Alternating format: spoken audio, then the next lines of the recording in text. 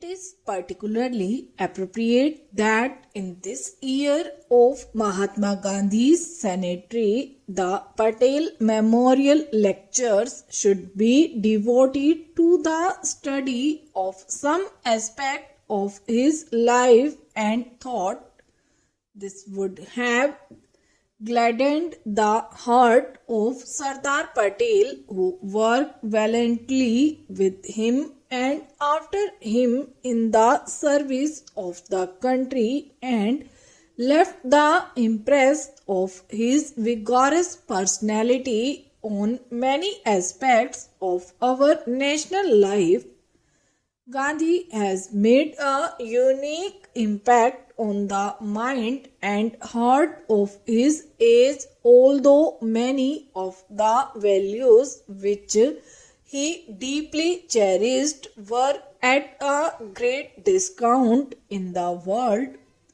This is a good opportunity for us to assess some of the results of this impact as objectively as possible and to examine his relevance to the modern world.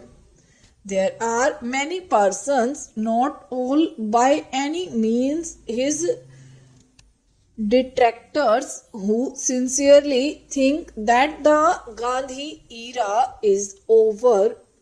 They recognize that he provided brilliant leadership in the fight for freedom as well as in many other fields where results are neither easily perceptible nor quick to mature, but having done that, this role has been completed and many of his teachings are not really valid now either for India or the world.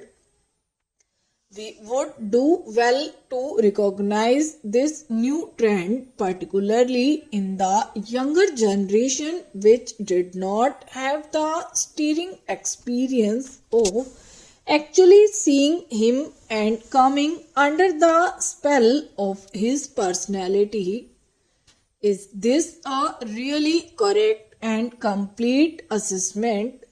I hope to examine some facets of this criticism in the course of these lectures. While I appreciate the relevance of this theme to the occasion, I do not quite know why I have been chosen for the honor.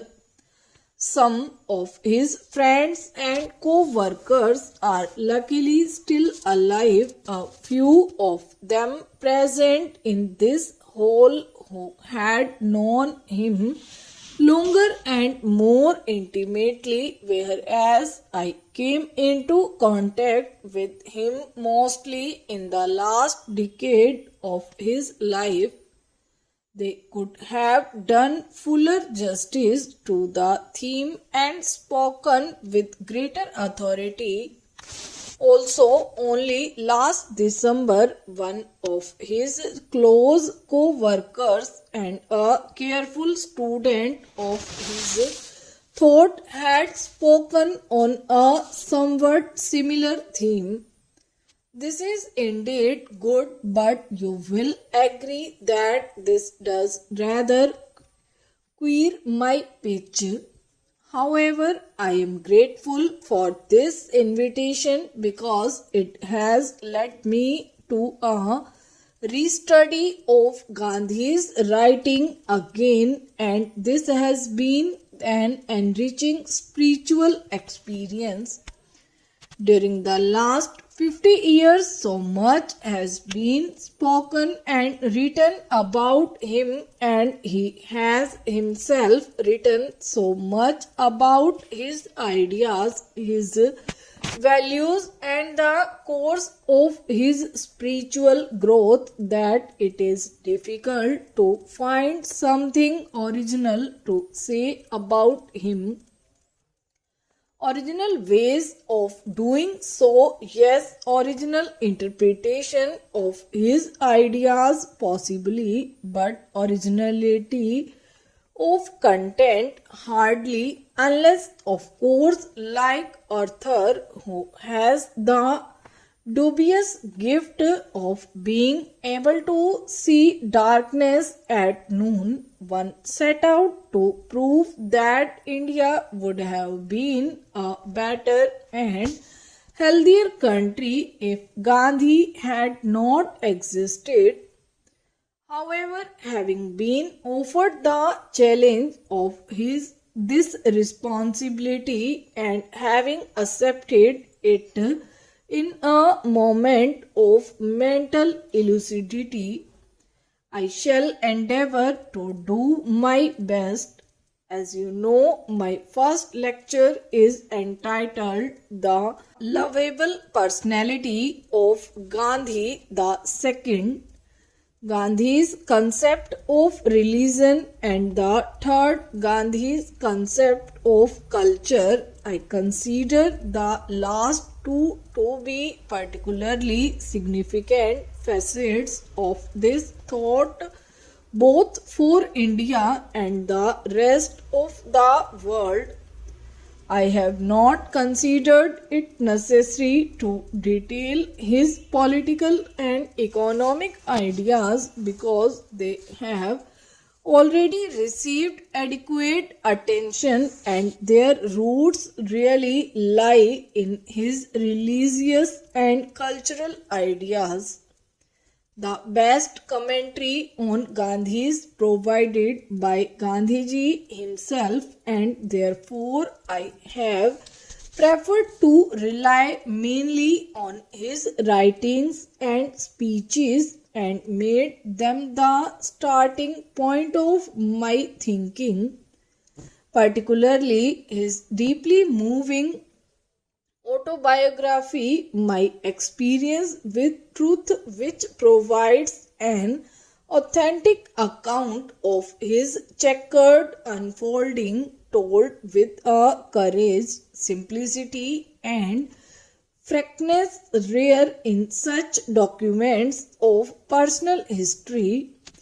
Many years ago, I had read the book and it gave me a glimpse of this mind, simple and intricate, modern and yet steeped in tradition.